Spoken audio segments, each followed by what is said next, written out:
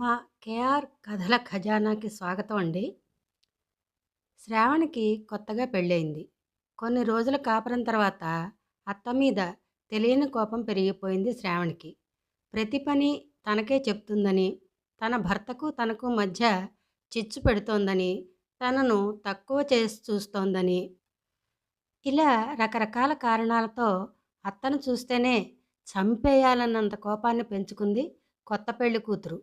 ఓసారి అత్తాకోడళ్ళ మధ్య పెద్ద గొడవైంది. తన భర్త కూడా అత్తకే సపోర్ట్ చేయడంతో పుట్టింటికి వచ్చింది శ్రావణి. పుట్టింటికొచ్చిన శ్రావణి తండ్రితో, నాన్న, మా అత్తను చంపాలి, దానికోసం ఏదైనా ఉపాయం చెప్పు అన్నది. అదేమిటమ్మా, నీ ఆలోచన తప్పు, ఇలా చేయకూడదని తండ్రి నచ్చ చెప్తుండగా చెబుతావా లేదా నన్ను చచ్చిపోమంటావా అంది. కూతురి ఆవేశాన్ని అర్థం చేసుకున్న తండ్రి, సరే ఇదిగో, ఈ పౌడర్ రోజు మీ అత్త తినే అన్నంలో కొంచెం కొంచెం కలుపుతూ పో. ఇది విషం కాబట్టి కొన్ని రోజుల తర్వాత మీ అత్త చనిపోతుంది. అప్పుడు నువ్వు హ్యాపీగా ఉండొచ్చని తను తయారు చేసిన పౌడర్ ప్యాక్ చేసి కూతురికి ఇస్తాడు తండ్రి. కానీ ఓ షరతు, ఈ విషయం ఎవ్వరికీ తెలియొద్దు.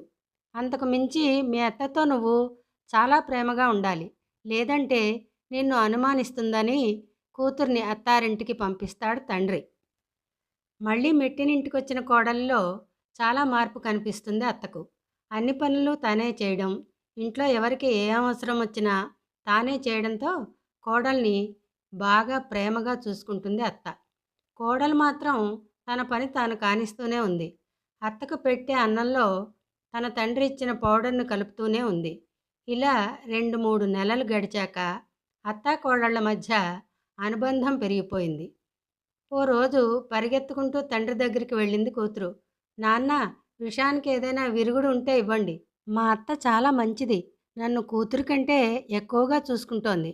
ఆమె బతికి ఉండాలి, ఏదైనా చేయండి. మీరిచ్చిన పౌడర్ను నా చేతులతో నేనే రోజు కొంత అన్నంలో కలిపి ఇచ్చాను. నా చేతులారా తల్లిలాంటి అత్తను చంపుకోనా? ఏదైనా చేయండని ఏడుస్తూ తండ్రి కాళ్ళ మీద పడింది కూతురు. దానికి ఆ తండ్రి, పిచ్చిదానా, నువ్వు ఆవేశంలో ఉన్నావని నేనెలా విషమిస్తా? నేనిచ్చింది బలానికి సంబంధించిన పౌడర్. కొత్త కదా, నువ్వు అడ్జస్ట్ అవ్వడానికి టైం పడుతుందని నాకు తెలుసు. అందుకే అలా చేశానని చెప్పాడు తండ్రి. ఇదండి. ఇది ఎంతో చిన్న కథ అయినప్పటికీ మంచి నీతివంతమైన కథ. అలా కొత్తగా పెళ్ళయి అత్తవారింట్లో ఇమడలేక చిన్న చిన్న వాటికే పుట్టింటికొచ్చే కూతుళ్ళకి ఆ తండ్రి చేసిన పని మంచి గుణపాఠం అండి. పెళ్ళయి అత్తగారింటికెళ్ళినా అడ్జస్ట్ అయ్యే గుణం లేకపోతే అలాంటి పిల్లల్ని దారిలో పెట్టాల్సిందేగా. రేపు మరొక చిన్న కథతో మళ్ళీ కలుద్దామా?